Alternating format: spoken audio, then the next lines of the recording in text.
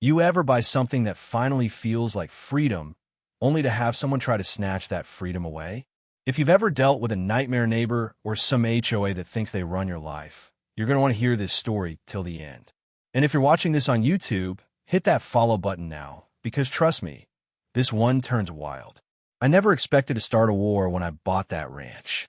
All I wanted was peace, a stretch of land where no one could tell me how tall my grass should be, what color my fence could be, or where to park my own truck. After years of living under HOA control, getting fined for the smallest things, I was done. So when I found 5 acres just outside the Meadowbrook development, outside the HOA boundaries, I didn't hesitate. The day I closed the deal, I felt like I could finally breathe again. The property came with a worn-down barn, an old gate, and a view that made every dollar worth it. I put up a simple sign that morning. Private property, no HOA jurisdiction. That sign would end up changing everything. It was late April, a warm Saturday morning. I was marking my property lines with surveyor's tape when I heard tires crunching on the gravel behind me. A sleek Mercedes SUV screeched to a stop at the edge of my driveway.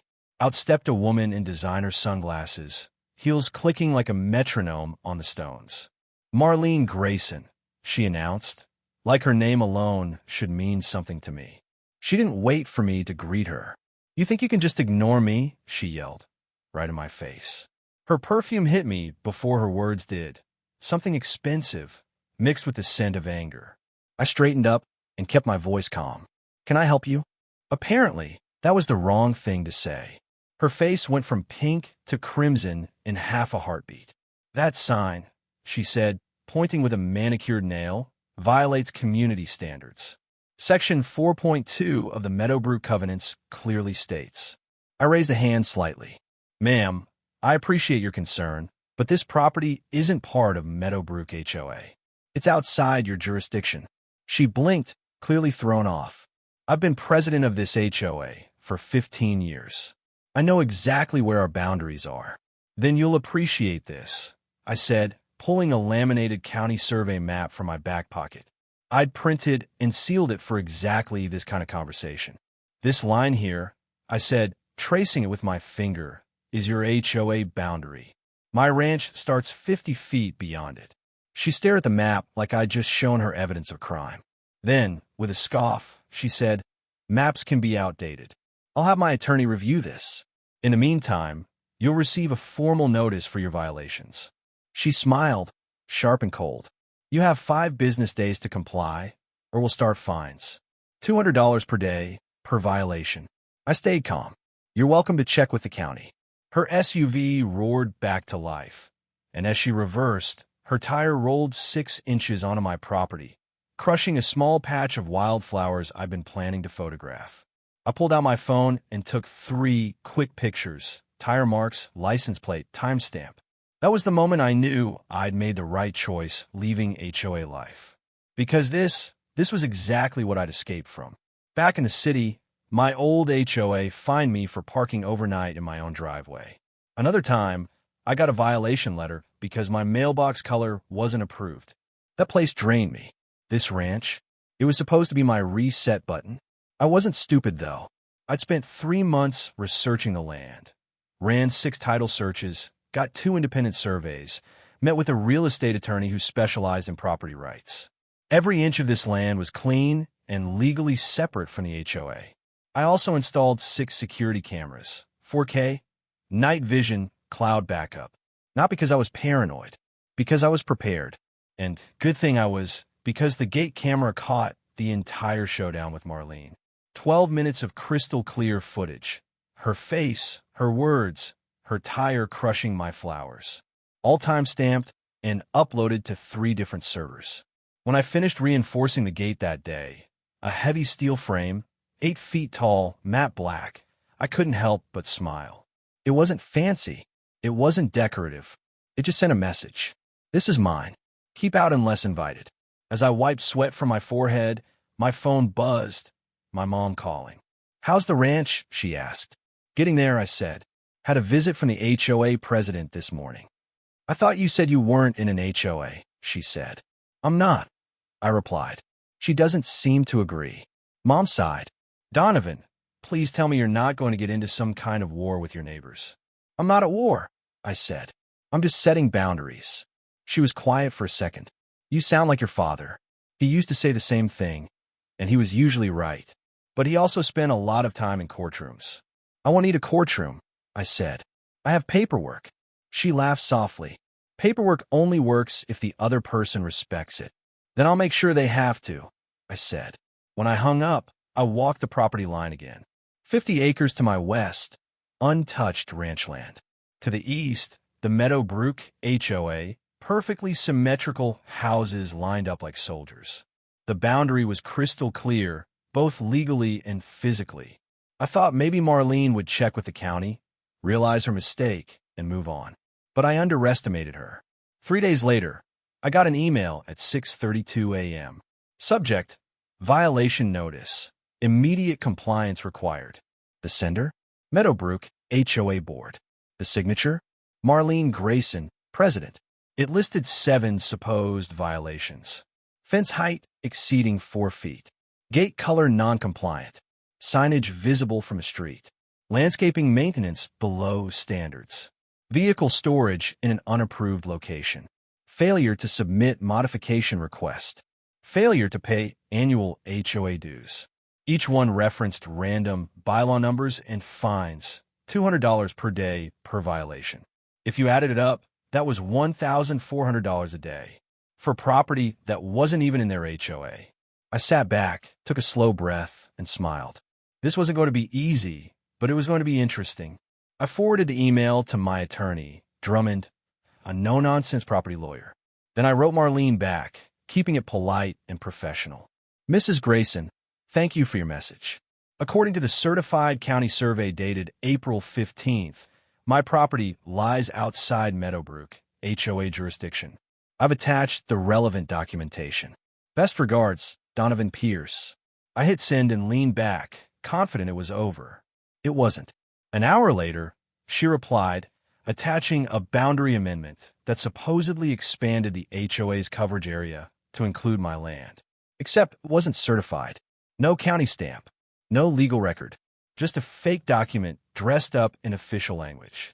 I took a screenshot, backed it up, and replied again, calm but firm.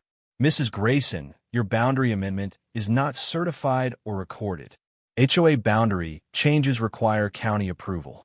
Unless you can provide that, I must rely on the official county records. Respectfully, Donovan Pierce. No reply this time. Instead, that evening, she posted about me online. Someone texted me screenshots from a Facebook group, Meadowbrook Community Watch. Her post read, Neighbors, please be aware of a concerning situation. The new resident near our eastern boundary refuses to follow community standards. He's installed an industrial gate and aggressive signage, threatening our property values. The HOA is exploring legal options. Within hours, dozens of comments piled up, angry emojis, sue him, make an example, outsider troublemaker. And just like that, I wasn't just a neighbor, I was the enemy. I took screenshots of every comment. Then I opened a spreadsheet and started logging everything. Date, event, evidence, witnesses, notes. If Marlene wanted a war, I wasn't going to fight it with emotion. I'd fight it with documentation. And that was my first mistake. Because once people like her realize you're not backing down, they don't stop. They double down. And the next time I heard from her, she wasn't alone. If Marlene's email was a warning shot, then what came next was a full-blown siege. 3 nights after that violation notice, I was in the middle of a video call with a client when the gate intercom buzzed. The camera feed popped up on my phone, and there she was again. Marlene, flanked by 2 men in polos with the Meadowbrook HOA logo embroidered on them. I muted my mic. Excuse me one moment, I told my client, and switched to the intercom app. Mr. Pierce, Marlene's voice crackled through the speaker, dripping authority. We need to conduct an inspection of your property for violations. Standard HOA procedure. Please open the gate. I took a slow breath. Mrs. Grayson, I said evenly, this is private property. You don't have permission to enter. You're welcome to observe from the public road, but you may not cross the line. One of the men leaned toward the camera, mid-50s, glasses, graying hair. Sir, under Section 4.7 of the Covenants, the Architectural Committee has the right to access. That section doesn't apply to me, I interrupted, keeping my voice steady. My property isn't governed by your covenants. Marlene stepped closer until her face filled the frame. Her eyes were sharp, her tone colder than steel. We have a right to verify whether your structures affect our community standards. Open this gate, or we'll report this obstruction to the authorities. I almost laughed. Authorities? I said quietly. Mrs. Grayson, you're standing on my property line right now. I'm asking you politely to leave. If you don't, I'll have to call law enforcement. She didn't move. Instead, she grabbed the gate with both hands and shook it. The steel rattled but held firm. The camera caught every second. Her red face, clenched teeth, the two men behind her looking increasingly uncomfortable. This is ridiculous, she shouted.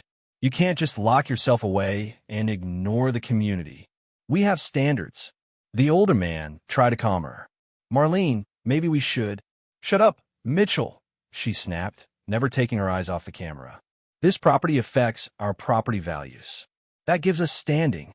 Behind her, a car slowed down on the county road, a witness. Good. Mrs. Grayson, I said through the intercom, voice still calm, you have 10 seconds to step back from my gate or I'm calling the sheriff. She didn't listen, so I called. 15 minutes later, a sheriff's cruiser pulled up. Deputy Hollis, young, sharp, all professionalism, stepped out and walked toward the scene. I watched it unfold through the live camera feed. Marlene started talking before he even reached her, waving her hands, pointing at my property, gesturing like a prosecutor in a courtroom. He listened quietly, nodded once, then walked up to the intercom and pressed the button. Mr. Pierce, this is Deputy Hollis with the County Sheriff's Department. Can you come out for a minute? I grabbed my laminated county map and a folder with all my documents. Told Mom, who'd been visiting for the week, to stay inside. When I stepped outside, the sun hit my face, and so did the tension. Marlene stood there, arms crossed, flanked by her two committee members. Her expression said she already thought she'd won. Deputy, I said, handing him the folder, everything you need is in here. County survey map, property deed, letter from zoning. My property is not part of the HOA. These people are demanding access they don't have. He flipped through the papers, methodically, like he'd done this before. Marlene tried to interrupt twice, but he raised his hand without looking at her. After a few minutes, he closed the folder and turned to her. Ma'am, he said, according to county records, this property is outside your HOA jurisdiction. You don't have authority to enter or conduct inspections here. Marlene blinked, jaw tightening. That's not what my records show. The county made an error. County records are county records, he said. If you believe there's an error, take it up with the assessor's office. But right now, you're standing on this man's boundary after he's asked you to leave. That's the beginning of trespassing. I want your supervisor, she snapped. I know Sheriff Briggs personally. He'll straighten this out. You're welcome to file a complaint, Hollis replied. But right now, I need you and everyone else to step back from this gate and return to the public road. Mitchell, the man in glasses, immediately started backing away. Come on, everyone. Let's go. But Marlene didn't budge. This is outrageous, she shouted. You're protecting someone who's destroying our property values. I pay taxes. I vote. I have rights. Ma'am, Hollis said quietly, you have the right to leave peacefully, or you have the right to continue this conversation at the station. Your choice. You've got 30 seconds. That did it. The crowd, which had quietly gathered behind her, maybe 10 people from the HOA, started to drift away. Even her committee didn't argue.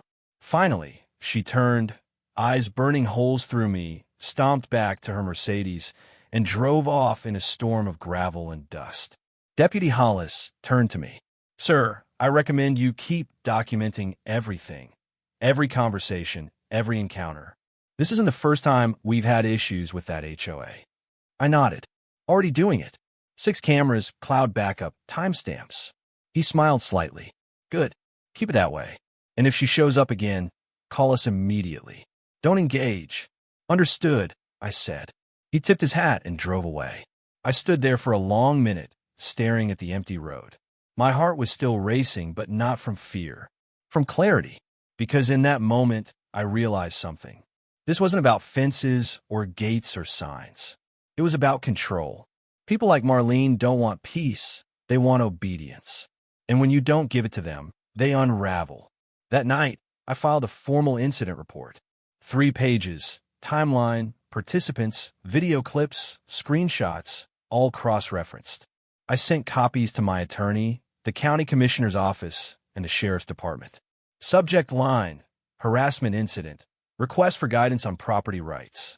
I hit send, and for the first time that week, I slept peacefully until the next morning. 7:42 a.m. phone rings while I'm feeding the horses. 2 old geldings I'd rescued from a nearby ranch. Mr. Pierce, a woman's voice said, "This is Officer Keating from the county zoning office. I've reviewed your report and documentation. I want you to know we take property rights seriously." I thanked her. "I'm just trying to handle this properly," I said.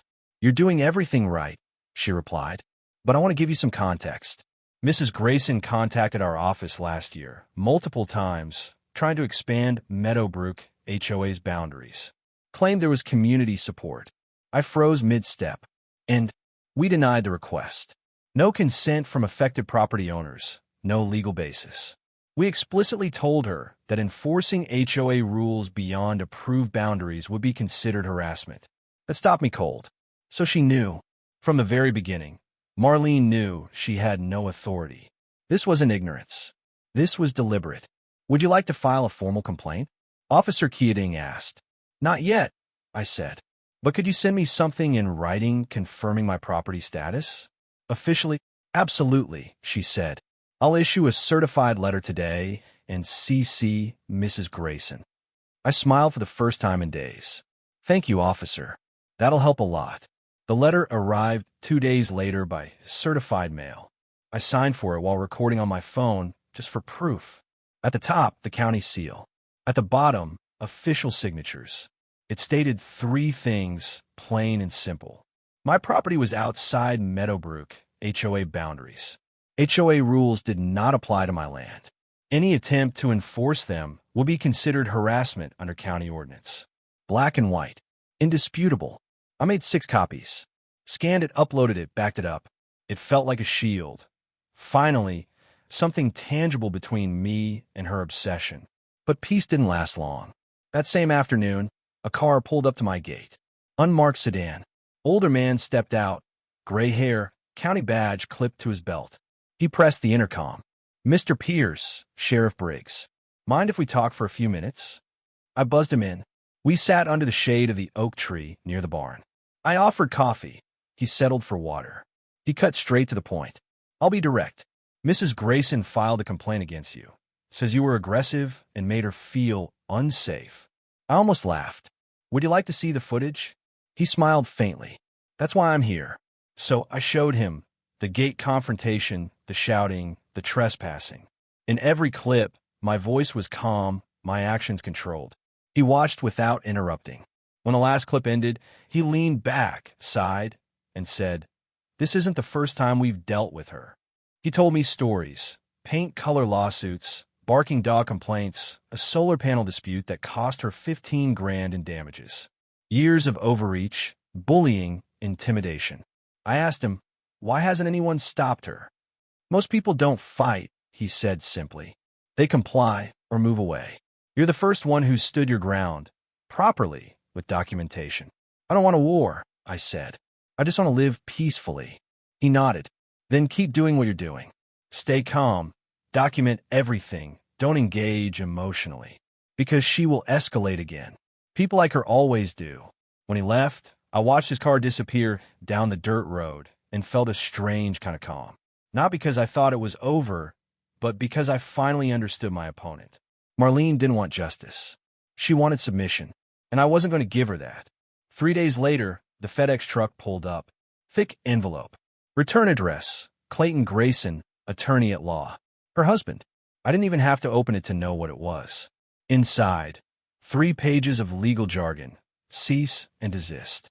It demanded I remove my gate, take down my signs, and comply with HOA standards within 10 business days. Failure to do so, it warned, would result in a $50,000 lawsuit for property value damage and community disruption. I read it twice, then laughed. Because it was empty. No legal standing, no jurisdiction, no evidence. Just intimidation in a fancy envelope. I scanned it, uploaded it, then called my attorney. "Let me guess," he said. "Cease and desist from her husband?" "How'd you know?" "It's the obvious next move." "Send it over." He read it for a minute, then chuckled. "It's garbage, Donovan. Legally impressive garbage, but still garbage." "He's bluffing." "Good," I said, "because I'm not panicking." "Perfect. Do you want me to respond?" "No," I said. "I'll draft something myself. You review it." 1 hour later, I'd written a short, clean letter, attached the county certification, survey map, and deed. Sent it certified mail. CC'd the sheriff and the zoning office. Paper trail. Permanent. 2 days later, Marlene made her next move. Not through lawyers. Not through emails. Through social media, again. Only this time, she wasn't just posting. She was fundraising. 2 days after that fake cease and desist letter, my phone buzzed with a message from a friend who still lived inside the Meadowbrook HOA. "Bro, you need to see this," it said. Attached was a screenshot from Facebook. It was another post from Marlene, same group, Meadowbrook Community Watch, but this time she was asking for money. "Neighbors, we're starting a legal defense fund to protect our community from harassment and property damage caused by the new landowner east of Meadowbrook. Any contributions are appreciated as we prepare to take legal action to defend our homes and values."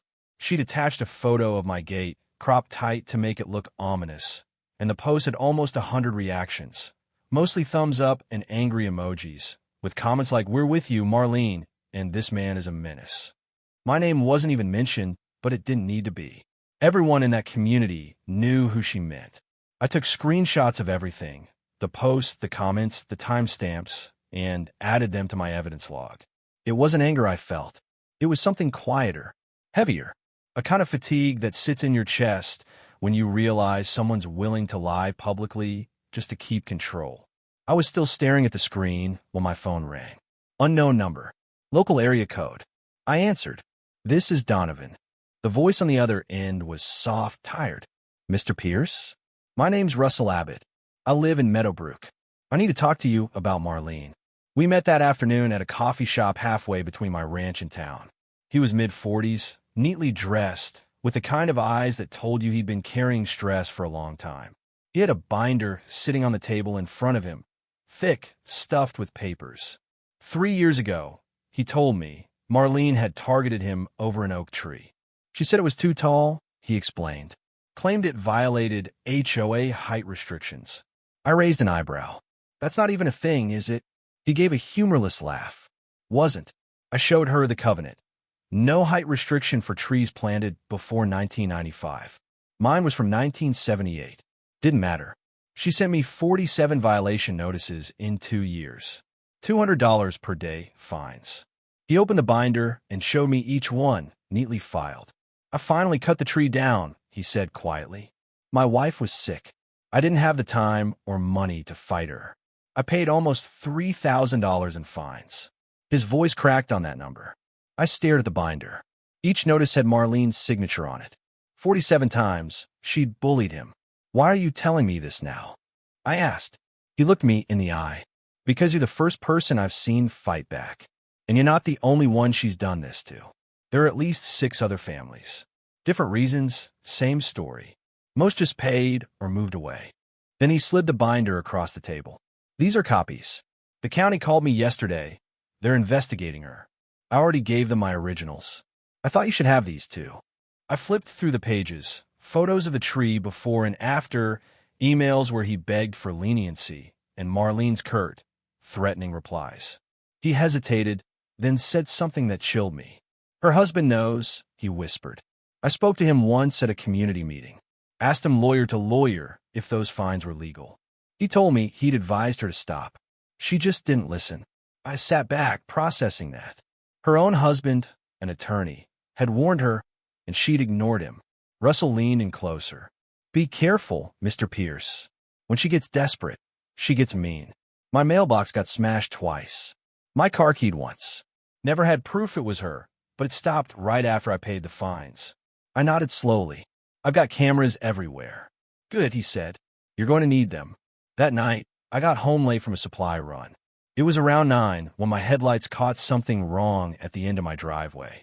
My mailbox, or what was left of it, lay in pieces on the ground. The post was split, metal bent inward like it had been hit hard.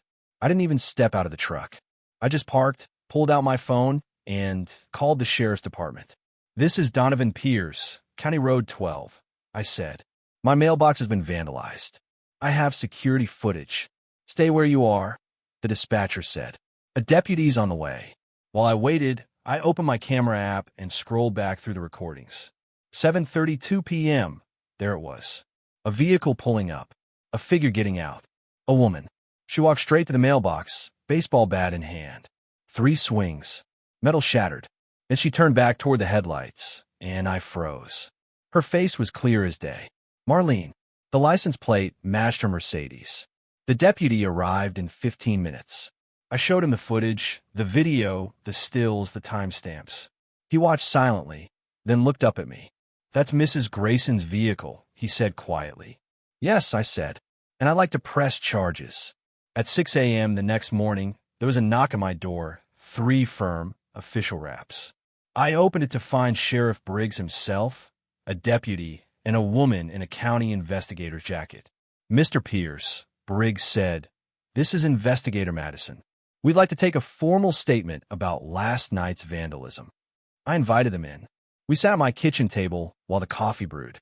Before we began, the investigator said, I want you to know, this goes beyond a mailbox. We've been building a case on HOA misconduct for 2 weeks. Your complaint triggered it, but you're not the only victim. That hit hard. I pulled up the footage on my laptop, 6 camera angles, each one crystal clear. They watched as Marlene smashed the mailbox, turned, and drove off. She checked to make sure no one was watching, Briggs said. She knew what she was doing. The investigator nodded, jotting notes on her tablet. Mr. Pierce, how much total documentation do you have? 6 weeks of footage, I said. 12 specific incidents, all time-stamped. Threats, trespassing, defamation, harassment, everything backed up. They exchanged a look, the kind professionals make when something big just clicked into place.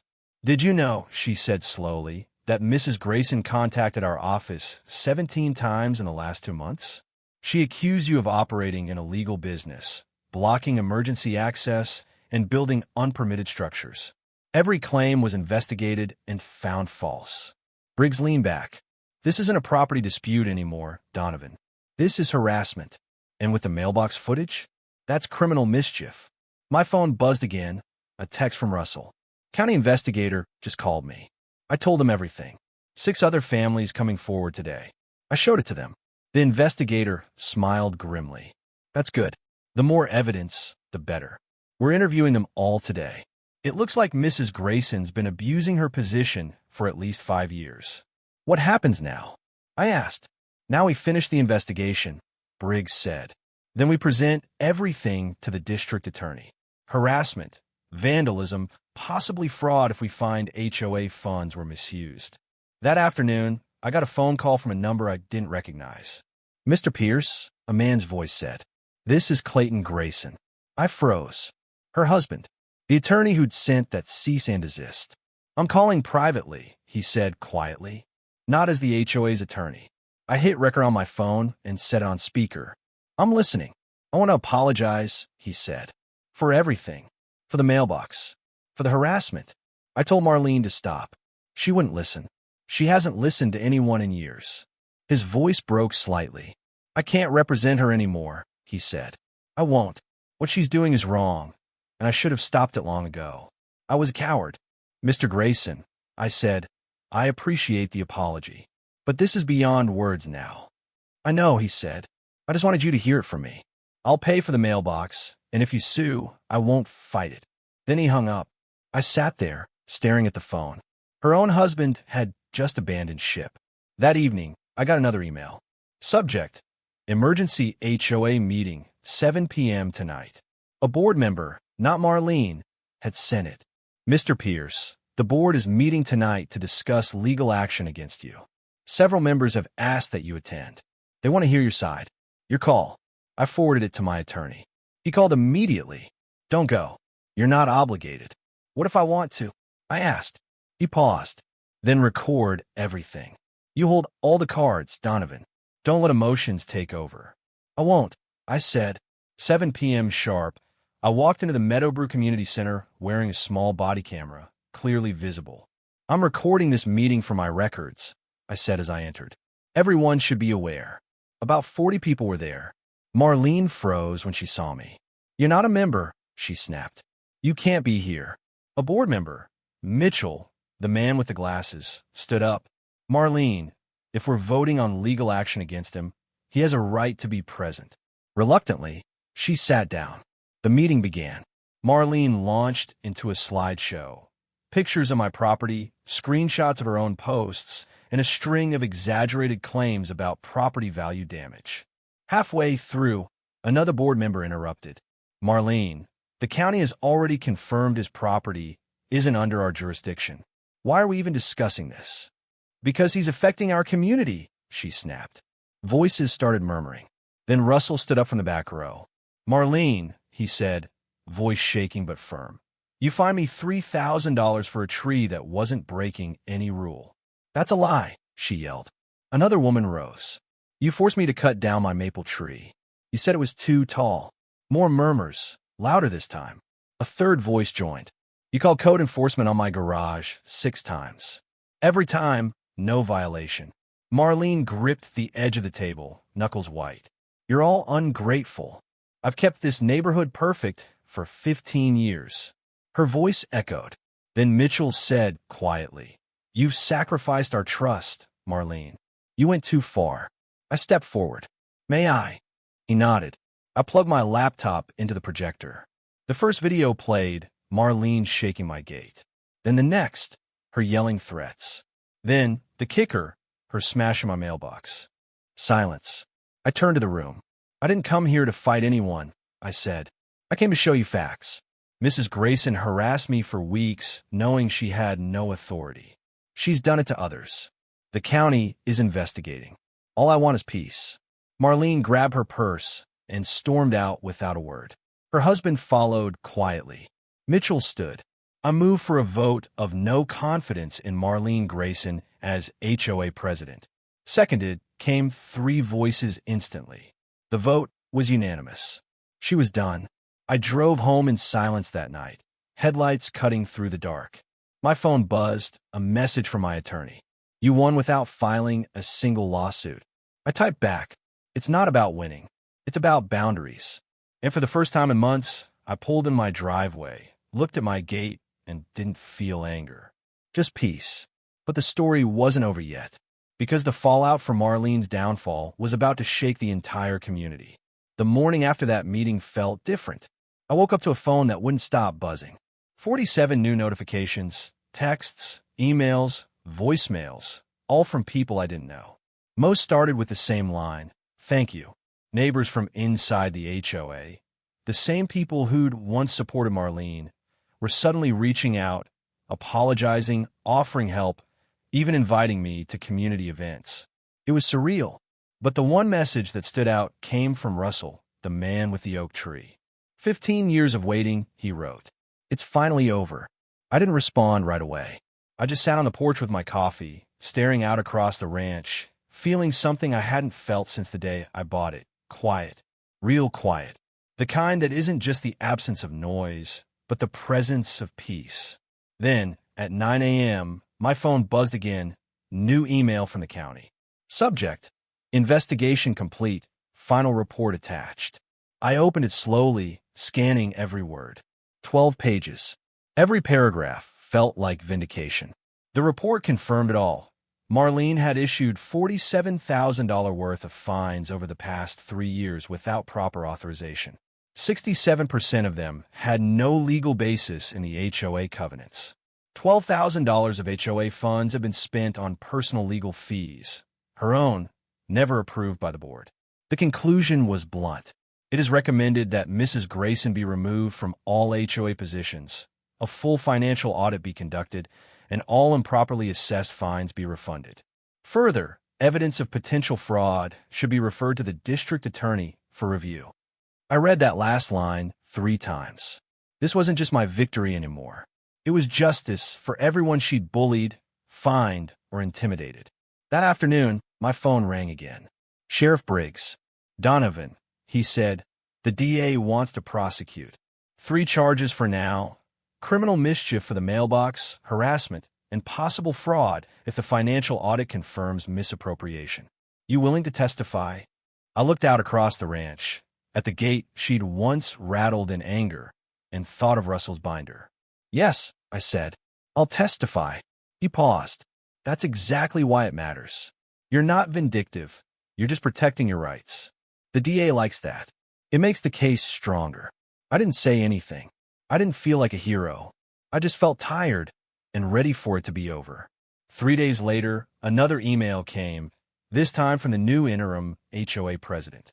Mr. Pierce, on behalf of the Meadowbrook HOA board, I want to formally apologize for the harassment you endured. We've implemented immediate reforms.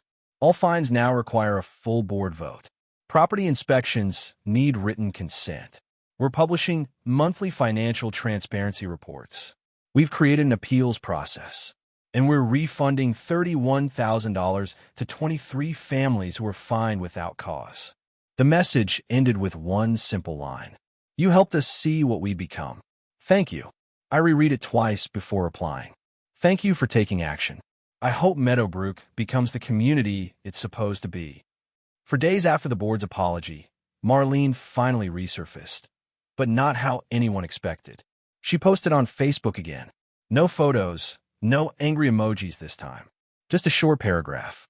Effective immediately, I am resigning as Meadowbrook HOA president. I apologize for overstepping my boundaries.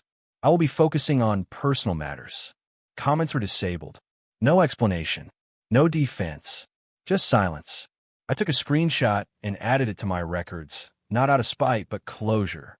That weekend, I got a visitor. A silver sedan pulled up to my gate around 3 in the afternoon. When I checked the camera feed, I saw a familiar face, Clayton Grayson. Alone this time. No arrogance, no polished smile, no law firm posture. Just a tired man holding an envelope. I opened the gate and met him halfway up the drive. He handed me a check. $5,000, he said, for the mailbox. And everything else. I don't need it, I said quietly. He looked down, then back at me. Please, let me try to make this right. I failed to stop her. I failed everyone. Donating it, tearing it up, I don't care. Just take it. I hesitated, then took it. I'll donate it, I said, to a domestic violence shelter. He nodded, eyes glistening. That's appropriate. For a long time, we just stood there, the wind moving through the grass. Then he spoke again, voice soft. She's in treatment now, he said. Therapy. They diagnosed her with control-related anxiety. It's not an excuse, but it's something. How are you holding up? I asked. He gave a sad smile. I'm retiring from law. I spent 20 years helping people solve problems, and I couldn't solve the one in my own house. I looked him in the eye. You called me. You told the truth when it mattered. That counts. He exhaled slowly. Too late for a lot of things, he said, but never too late for that. The following Tuesday, a small group of HOA residents showed up at my gate, not to protest this time, but to visit. They brought baked goods, plants, even a handwritten welcome card that said, "To our neighbor, properly this time." One of them, a man I recognized from the meeting, smiled sheepishly. We just wanted to say thank you, he said, for standing your ground. You did what we should have done years ago. I opened the gate and let them in. We walked the property. I showed them the barn I was renovating, the horses grazing near the fence line. Someone asked if I was ever afraid. Afraid? I repeated, thinking about it. Not really. I just wanted to be left alone. A woman nodded. Sometimes that's the bravest thing, she said softly. A week later, another email came, this time from my attorney.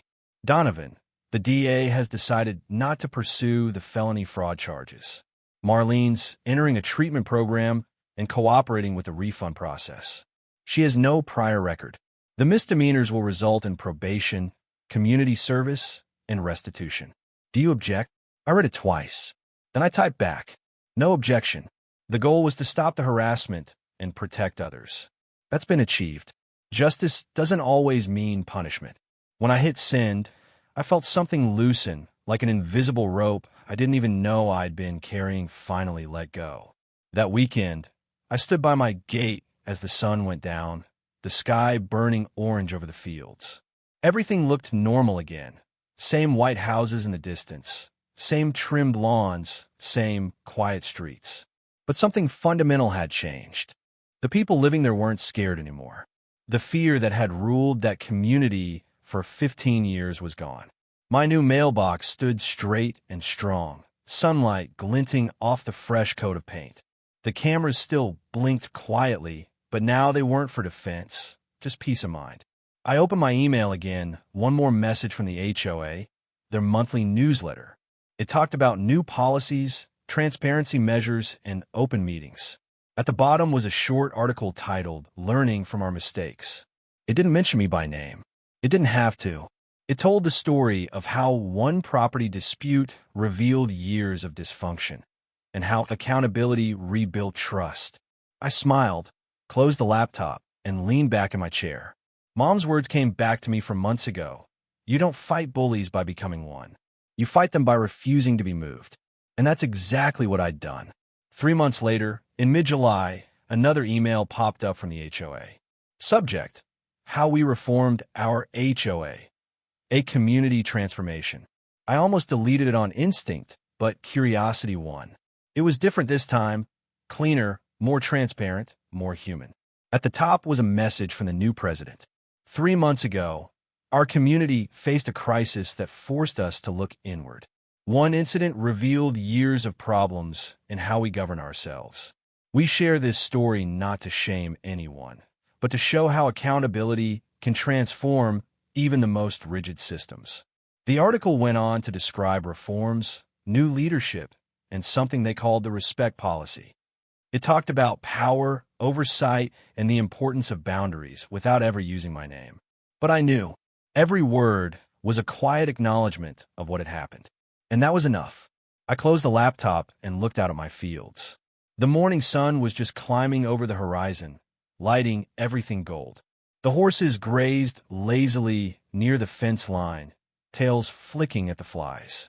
The gate, the same one Marlene had once shaken in rage, stood tall and still, the matte black metal catching the light. Peace. Real, earned peace. I thought that was the end. But life had one last twist waiting for me. It happened a week later, in the parking lot of the grocery store. I was loading feed and supplies into my truck when I heard someone say softly behind me, "Mr. Pierce?" I turned. A woman stood there, mid-50s, familiar eyes, but smaller somehow. Softer. It took me half a second to recognize her. Marlene. She wasn't wearing her power suit this time. No heels, just jeans and a plain blouse. Her hair was pulled back, and her smile was cautious, almost apologetic. "I'm not here to argue," she said, hands raised slightly. "I just wanted to say something I should have said months ago." I didn't move. I didn't speak. "I'm sorry," she said quietly. "For everything. For the harassment, the lies, the stress. For making your life hell because I couldn't handle not being in control." Her voice cracked on that last word. She looked older, not in years, but in weariness, like someone who'd finally run out of armor. "I've been in therapy," she continued. 3 months now, working on the control issues that made me think I had the right to run other people's lives. I'm not asking for forgiveness. I just needed you to hear it from me." I studied her face. I expected manipulation, maybe another performance. But I didn't see that. I saw exhaustion, regret. "I appreciate you saying that," I said finally. "It takes courage." She nodded slowly. "It takes being broken first." There was a silence. Wind, traffic, birds, life going on around us like none of it had happened. "I lost everything," she said. "My position, my reputation, my marriage. I deserve that. But the people I hurt didn't." "No," I agreed softly. "They didn't." She took a step back. "I won't bother you again. I just needed to say it face to face." As she turned to leave, something in me, something I didn't expect, made me speak. "Mrs. Grayson," I said. She stopped. "Boundaries aren't walls," I said quietly. "They're definitions of respect. That's all I ever wanted. Respect for my property, for my rights. You could have given that from the beginning." She nodded, tears welling up. "I know. Too late, but I know it." Then she walked away, got into an older sedan, not the shiny Mercedes, and drove off. I stood there for a long minute, groceries forgotten, just breathing. It didn't erase what she'd done, but it meant something. Accountability had finally come full circle. It's been 6 months since the day Marlene stopped me in that grocery store parking lot. Sometimes when I drive past Meadowbrook on my way into town, I catch a glimpse of her old house. The grand white colonial with the blue shutters, now sold to a young family with kids who ride bikes down the same street she once patrolled like a general. The no trespassing signs she used to post around the community park are gone. The HOA bulletin board now features flyers for barbecues, charity drives, and a little league team. It looks like a neighborhood again, not a kingdom. And as strange as it sounds, that gives me peace. Because I realize something important in all this. When people like Marlene fall, they don't just crash on their own. Their fall drags a whole community into reflection. And sometimes that's exactly what the community needs. After her resignation, the HOA's transformation wasn't instant, but it was steady. Mitchell, the new president, reached out regularly, sometimes just to ask how things were going on the ranch, other times to share progress reports about policy changes. "Transparency is addictive," he said once over the phone. "Once people see how power is supposed to work, they don't settle for secrecy anymore." He was right. The board released their first full audit in April. Every dollar accounted for, every fine refunded with interest. The report even included a new clause, written in plain English. No rule or regulation shall extend beyond the legal boundary of Meadowbrook HOA. That single line, 10 words long, was worth every sleepless night I'd endured. Meanwhile, life on the ranch had returned to normal, maybe even better than normal. The horses were thriving. The new fencing glowed golden in the evening sun. And my gate, once the battleground of Marlene's fury, now stood as a quiet symbol, not of isolation, but of independence. People sometimes ask why I built that gate in the first place. I tell them it wasn't about keeping others out. It was about keeping peace in. When you've lived under constant intrusion, even invisible kinds, you start valuing stillness the way some people value gold. In May, I was invited to speak at a county forum about community governance and property rights. The irony wasn't lost on me. I stood on a stage in front of 50 people, homeowners, board members, even local officials, and told my story. I didn't sugarcoat anything. I told them about the threats, the vandalism, the fake cease and desist, the endless confrontation. But I also told them about Russell and the oak tree, about the fear that crept into quiet lives when one person held too much unchecked authority. When I finished, the room was silent. Then someone asked, if you could say one thing to every HOA in the country, what would it be? I thought for a long moment, then said, remember that rules are meant to serve people, not control them. The moment your policies matter more than your humanity, you've lost the point of having a community. They clapped, but it wasn't the kind of applause that comes from entertainment. It was the kind that comes from realization. Afterward, a man came up to me, middle-aged, wearing a county badge. He said quietly, we've been getting more complaints like yours. People afraid to speak up. Your case might help set a precedent. That word, precedent, stuck with me, because that's all I'd wanted from the start. Not revenge, not fame, just a line drawn clearly enough that no one else had to fight the same battle. Summer rolled in slow and warm. The field around my ranch turned from green to gold, waving softly under the sun. The cicadas sang through the evenings, and life settled into a rhythm I hadn't felt since before all this began. Some nights, I'd sit on the porch with Mom, watching the sky burn pink over the horizon, sipping sweet tea while the dogs lay at our feet. She'd ask about Marlene sometimes, not out of curiosity, but compassion. Do you think she's okay now? She asked one evening. I hope so, I said. Everyone deserves a chance to change. Mom smiled softly. You've always believed that. Maybe that's why you handled it the way you did. Maybe, I said. Or maybe I was just too tired to hate anyone that long. She laughed gently. That's strength, not weakness. In late June, I got a handwritten letter. No return address, but I recognized the handwriting instantly. Marlene. It wasn't long, a single page, but every word was raw. Mr. Pierce, I wanted you to know that I'm doing better. I finished treatment, and I'm rebuilding from scratch. I volunteer now at a community center for people struggling with control and anxiety. I've been learning to listen, really listen, instead of dictate. I know I cause harm I can't undo, but I'm trying to live in a way that honors the peace you fought for. Thank you for standing your ground. It showed me who I was, and who I don't want to be anymore. Marlene. I folded the letter carefully and set it in the same folder that held all the documentation. The screenshots, reports, videos, and evidence. It didn't belong with those things, not really, but it completed them. Because it wasn't proof of wrongdoing. It was proof of growth. By August, the county sent me one final letter, a closure notice. Case resolved. All restitution completed. No further action required. I read it twice and smiled. No further action required. That phrase hit deep. Because for so long, I'd lived like every day was another defensive move, another preparation for the next strike. Now, there was nothing left to defend, just a life to live. The next morning, I woke early, saddled my horse, and rode the fence line like I used to before all the chaos began. The air was cool, the fields quiet except for the wind through the grass.